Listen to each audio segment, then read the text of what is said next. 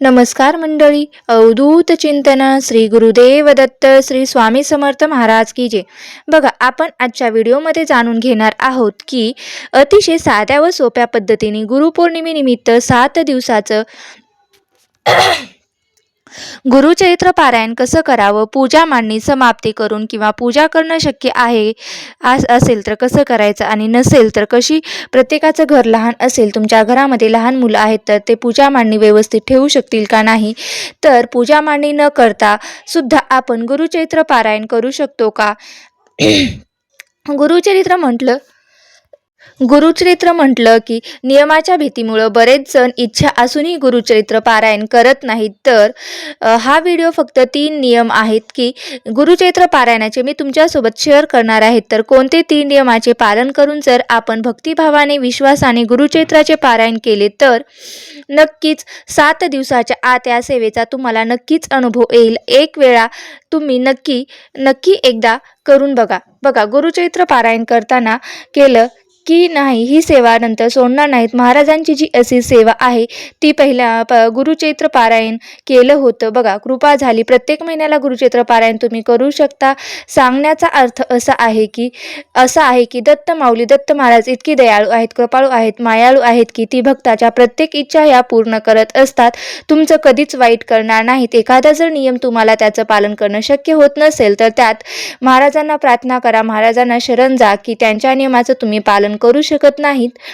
तुमचा प्रॉब्लेम महाराजांना सांगा. नक्कीच पुढच्या वेळेस तुम्हाला गुरुचरित्र पारायण करताना तुम्हाला तो प्रॉब्लेम पूर्णपणे सुटलेला असेल आणि महाराजांच्या कृपेने जो नियम तुम्ही पाळू शकले नाही त्या नियमाचे पालन करू शकत नाहीत. पुढचं गुरुचरित्र पारायण कराल इतकी दत्त महाराज तुमच्यावर कृपा करतील. आणि एक गोष्ट लक्षात ठेवा, जेव्हा कोणतीही गोष्ट देव कोणतीही गुरु कधीच कोणाचं वाईट करत नाहीत. आपल्यासोबत जे काही होत असतं ते आपल्या कर्मानुसार होत असतं. या उलट आपण जी काही पारायण करत असतो, जी काही नामस्मरण करत असतो, पूजापाठ करत असतो, त्या दैवीय शक्तीमुळे आपले जे भोग असतात ते आपल्या वाट्याचे भोगाची प्रारब्ध भोगण्याची जी तीव्रता असते ती कमी होत असते. सर्वात महत्त्वाचा हा देव हा भक्तीचा विषय आहे, भीतीचा विषय नाही. त्यामुळे कोणत्याही सेवेविषयी स्पेशली पारायणाच्या नियमाविषयी जर तुम्हाला मनामध्ये भीती असेल तर आजच ती काढून टाका आणि गुरुचरित्र पारायणाला सुरुवात करा. दत्त माऊली ही आपली आई बंधू सखा भाऊ आहेत बघा, बहीण सर्व काही आहेत. आता मी दत्त महाराजांचे दत्त महाराज हे आपण त्यांना मोठे भाऊ मानतो, वडील मानतो, आई मानतो. बघा, सेवा केल्यानंतर आपलं जे काही वाईट आहे ते वडील म्हणून सेवा करतात. समजा आई म्हणून सेवा करतात तर आई वडिलांची सेवा केल्यानंतर आई वडील तुमचं वाईट करतील का, नाही ना. त्यामुळे मला माहीत आहे स्त्रियांनी गुरुचरित्र वाचावं का, तर माझ्याकडून एक नियम पाळणं होत नाही. तर यांनी सांगितलं आहे की तसं सांगितलं आहे, दत्त महाराज शिक्षा करतील का, तर असं काहीही नाही होणार. दत्त महाराजांना शरण जा आणि गुरुपौर्णिमेनिमित्त तुम्ही गुरुचरित्र पारायण आपल्या घरामध्ये आवर्जून करा. तुमच्या मागे ज्या काही समस्या, संकट, अडचणी, इडापिडा लागलेल्या आहेत त्या सर्व काही तुमच्या समस्या आहेत त्या मुळापासून संपतील आणि तुमच्या घरात तुम्हाला जसं तुमचं आयुष्य वाटतं तसं तुम्हाला जगायला भेटेल. घरामध्ये एकोपा, प्रेम नांदायला सुरुवात होईल. व्यवसाय चांगला चालावा, नोकरीमध्ये प्रगती व्हावी, मिस्टरांची मुलांची प्रगती व्हावी, घरात कोणाला आजारपण येत असेल तर दूर व्हावं. तुमच्या सगळ्या इच्छा महाराज या सेवेने पूर्ण करतील. पण सर्वात महत्त्वाचं काय आहे तर अंतःकरणापासून महाराजांना हाक मारणं महत्त्वाचं आहे. नाही तर बरेच जण सेवा करतात, बरेच जण पारायण करतात पण त्यांना अनुभव येत नाहीत आणि येत नाही. हा फक्त ग्रंथ मला संपवायचा आहे म्हणून फक्त बोट फिरवायचं, नजर फिरवायची आणि वाचन करायचं. काय मग 7 दिवसाचं पारायण केलं तरी काही उपयोग होत नाहीत. वर्षातून तुम्ही कितीही पारायण केलं तरी त्याचाही उपयोग होत नाही. फक्त तुम्हाला मनापासून करा. नक्कीच या सेवेचा तुम्हाला अनुभव नक्की येईल मंडळी. बघा, यंदा 2026 मध्ये 29 जुलैला बुधवारी गुरुपौर्णिमेला आलेली आहे. तर गुरुपौर्णिमेनिमित्त आपल्याला 7 दिवसाच्या पारायणाची सुरुवात आपल्याला 23 जुलै 2026 वार गुरुवार या दिवशीपासून करायची आहे. 23 जुलैला सकाळी देवपूजा करून या सेवेची सुरुवात आपल्याला 23 जुलै 2026 पासून करायची आहे. बघा, वार गुरुवार या दिवशीपासून करायची आहे. 23 जुलैला सकाळी देवपूजा वगैरे उरकून घ्यायची आहे. देवपूजा वगैरे झाल्यानंतर तुमचं घर जर मोठं असेल तर तुम्हाला पूजा मांडणी करणं शक्य असेल तर तुम्ही पूजा मांडणी करू शकता, आणि तुमचं घर जर लहान असेल तर तुमचे मुलं लहान असतील तर पूजा मांडणी ठेवत नसतील तर तुम्ही फक्त अशा वेळेला देवघरासमोर बसून आपल्याला पारायण केलं तरी सुद्धा चालतं. बऱ्याच जणांचे बघा असं होतं की देवघर हे भिंतीवरती टांगलेले असते, तर बऱ्याच जणांच्या देवघरासमोर बसण्याची जागा नसते. तर अशा वेळेला पारायण करताना देवघरासमोर फक्त दिवा लावायचा, एक तेलाचा एक तुपाचा, अशा प्रकारे आपल्याला दिवा लावून घ्यायचा आहे. धूप दीप अगरबत्ती निरंजन तेथे लावून ठेवायचे आहे. तुमच्या घरामध्ये जिथे कुठे जागा असेल तिथे 7 दिवस बसून पारायण करू शकाल, तर त्या जागेवर एक आसन टाकायचं आहे. तिथे बसून तुम्ही पारायण केलं तरी सुद्धा चालतं. पारायण झाल्यानंतर तो जो ग्रंथ आहे तो परत आपल्याला देवघराजवळ नेऊन ठेवायचा. काही न केल्यापेक्षा काहीतरी केलं तर बरं होईल. तर सोप्यावर बसून अंथरुणावर बसून वगैरे वाचन करायचं नाही. तो ग्रंथ जो आहे तो आपल्याला काय करायचा आहे तर फक्त वाचन करतो त्यावेळेलाच देवासमोरून उचलायचा. ती जागा आपण ज्या जागेवर पहिल्या दिवशी बसून वाचन केलेले आहेच, अगदी त्याच जागेवर 7 दिवस बसून आपल्याला पारायण करायचं आहे. जागा बदलायची नाही, 7 दिवस आसन बदलायचं नाही, 7 दिवस. आणि रोजचे जे अध्याय आहेत ते वाचन करत असताना मध्ये उठायचं नाही, कोणाशी बोलायचं नाही, कोणाशी वाद घालायचा नाही, कोणाशी वाचनाची वेळसुद्धा एक ठेवायची आहे. प्रयत्न करा की फक्त दुपारी 12 ते 12:30 या वेळेमध्ये वाचन करायचं नाही, कारण ही वेळ ही दत्त महाराजांच्या भिक्षेची वेळ असते. सकाळी जितक्या लवकर होईल जितकं शक्य होईल तितक्या लवकर तुम्ही हे पारायण करू शकता. पण घरातील काम असतात, टिफिन द्यायचा असतो, मुलांचं आवरून शाळेत पाठवायचं असतं, मग अशा वेळेला आपल्याला तसेच घरामध्ये मोठे मंडळी असतात तर त्यांच्या गोळ्या औषधांचा वेळ असतो, त्यांना खायला वगैरे द्यायचं असतं. तर अशा वेळी सकाळी शक्य करणं होत नसेल तर तुम्ही सायंकाळी 4, 4:30, 5 पर्यंत तुम्ही कधीही पारायण करू शकता. गुरुचैत्र पारायण म्हटलं ग्रंथ म्हटला की त्यामध्ये 53 अध्याय येतात, आणि तुम्ही जर रेग्युलर गुरुचैत्र पारायण करत असाल तर तुम्हाला रोजचे अध्याय वाचन करण्यासाठी फक्त 2 ते 2.5 तास लागतात. शेवटी तुमच्या वाचनाच्या स्पीडवर ते अवलंबून असतो. पहिल्या दिवशी म्हणजेच 23 तारखेला देवपूजा झाल्यानंतर पूजा मांडणी करून घ्यायची आहे. देवघरासमोर बसून आपल्याला संकल्प करायचा आहे. संकल्पामध्ये उजव्या हातामध्ये थोडंसं पाणी घ्यायचं आहे. त्यामध्ये थोडंसं हळद, कुंकू, अक्षता, फुलं असतील तर ते टाकायचे. सुरुवातीला गणपती बाप्पाचं नामस्मरण करायचं, आपल्या कुलदेवीचं स्मरण करायचं, त्यानंतर आपल्या गुरुचं स्मरण करायचं.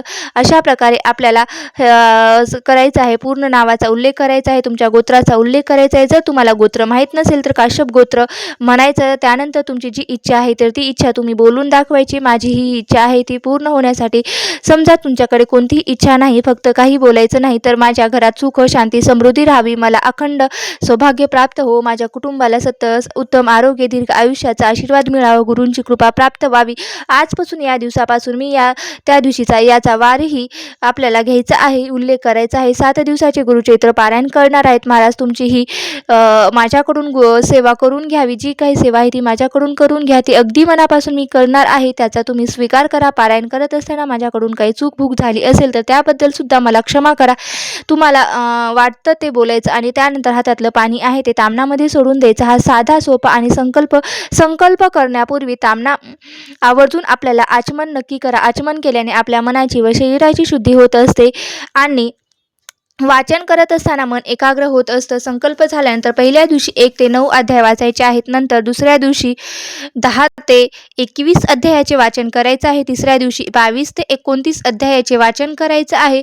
आता अशा प्रकारे चौथ्या दिवशी सुद्धा 30 ते 35 या अध्यायाचे वाचन करायचं आहे, आणि 5व्या दिवशी 36 ते 38 या अध्यायाचे वाचन करायचे आहे. 6व्या दिवशी 39 ते 43 अध्यायाचे वाचन करायचे आहे, आणि 7व्या दिवशी 44 ते 39व्या 53व्या अध्यायाचे वाचन करायचं आहे. अशा प्रकारे आपला गुरुचैत्र ग्रंथ हा समाप्त होत असतो. समाप्ती करायची आहे गुरुपौर्णिमेच्या दिवशी, आपल्याला समाप्ती करायची आहे. समाप्तीच्या शेवटच्या दिवशी आपल्याला हे अध्याय वाचून घ्यायचे आहेत. गुरुपौर्णिमा आहे, तुम्हाला शक्य असेल तर तुम्ही पुरणाचा स्वयंपाक करू शकता. जर पुरणाचा स्वयंपाक करणं शक्य नसेल तर तुम्ही साधं वरण, भात, भाजी, पोळी बनवायची आहे. एखादा गोड पदार्थ बनवायचा आहे. आणि पुरणाचा जर स्वयंपाक असेल तर पुरणाचा करा किंवा साधा स्वयंपाक करा. त्यामध्ये घेवड्याची शेंगाची भाजी आवर्जून बनवायची आहे, कारण दत्त महाराजांना आणि स्वामी महाराजांना घेवड्याच्या शेंगाची भाजी अतिशय प्रिय आहे. त्यामुळे या भाजीचा जास्त मान आहे, आणि नैवेद्याला सुद्धा या भाजीचा मान आहे. या नैवेद्य बनवायचा आहे आणि तो ग्रंथाला दाखवायचा आहे, दत्त महाराजांना दाखवायचा आहे, स्वामी महाराजांना दाखवायचा आहे.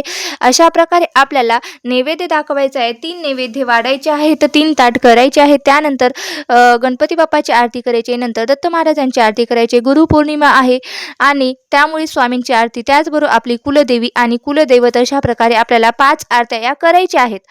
आपलं गुरुचरित्र पारायणाची समाप्ती करायची आहे. तुम्हाला जर एखादं जोडपं मिळालं तर त्यांना बोलवायचं आहे, त्यांना मानसन्मान करायचा आहे, त्यांना जेवू घालायचं आहे. बघा, आणि यथाशक्ती तुम्हाला जी काही सेवा घडेल ती दक्षिणा त्यांना द्यायची आहे.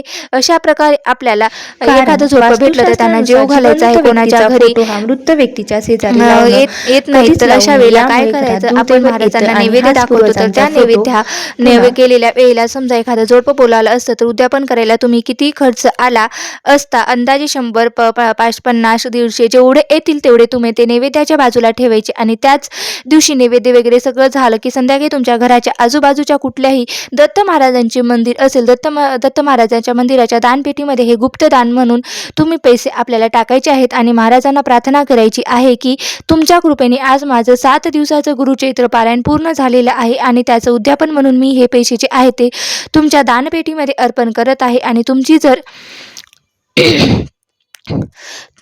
या 7 दिवसामध्ये इच्छा पूर्ण झालेली असेल तर तुम्ही महाराजांना, तुमची इच्छा पूर्ण झालेली नसेल तर दत्त महाराजांना जी काही सेवा केली, पारायण केलं आहे त्याचा स्वीकार करा. माझ्याकडून चूक झाली असेल तर क्षमा करा आणि तुमच्या कृपेने माझी ही इच्छा पूर्ण करा. आणि अशी प्रार्थना करायची आहे. नक्कीच दत्त महाराज तुमचे जे काही काम झालेलं आहे ते राहिलेलं आहे ते पूर्ण करतील आणि तुमचे दत्त महाराजांच्या कृपेने जर तुमचं 7 दिवसात तुमची जी काही इच्छा बोललेली आहे ती जर पूर्ण झालेली आहे तर तुम्ही दत्त महाराजांचे आशीर्वाद घ्या, आभार मांडा. बघा, रोज ग्रंथाला काहीतरी गोडाचा, साखरेचा, खडीसाखरेचा नैवेद्य आहे. तुमच्याकडे एखादं फळ असेल त्याचा नैवेद्य दाखवायचा आहे. दररोजचे अध्ययन वाचन झाल्यानंतर नैवेद्यानंतर सुरुवातीला गणपती बाप्पाची आणि त्यानंतर दत्त महाराजांची आरती करायची आहे.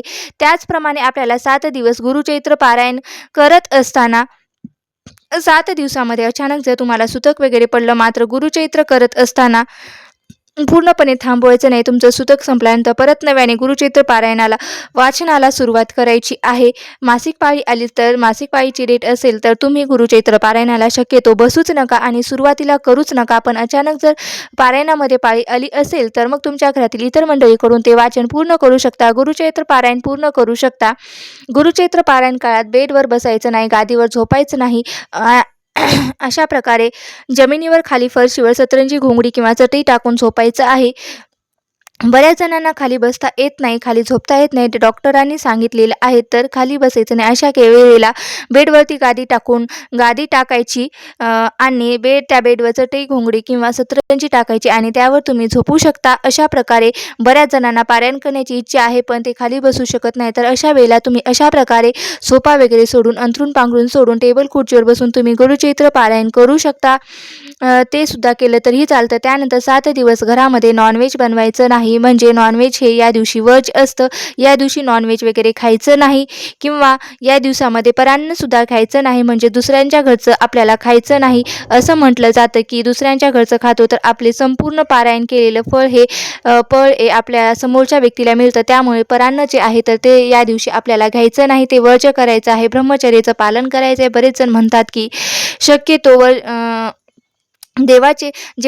जेवणाचे काय नियम आहेत, जेवणामध्ये काय खायचं काय नाही खायचं हे अजिबात नाही. 7 दिवस उपवास धरायची गरज नाही. सात्विक जेवण जे आहे ते आपल्याला घरामध्ये बनवायचं. कांदा लसूण विरहित जे आपण खायचं आहे ते आठवड्यातील तुमचे उपवास असतील तर ते उपवाससुद्धा असतील तर ते सुद्धा तुम्ही करायचं आहे. सोमवार, गुरुवार, मंगळवार, एकादशी जे सगळे काही उपवास असतात ते गुरुचरित्र पारायण काळामध्ये आल्यानंतर तुम्ही ते करू शकता. उपवासामध्ये सर्व उपवासाचे पदार्थ तुम्ही खाऊ शकता.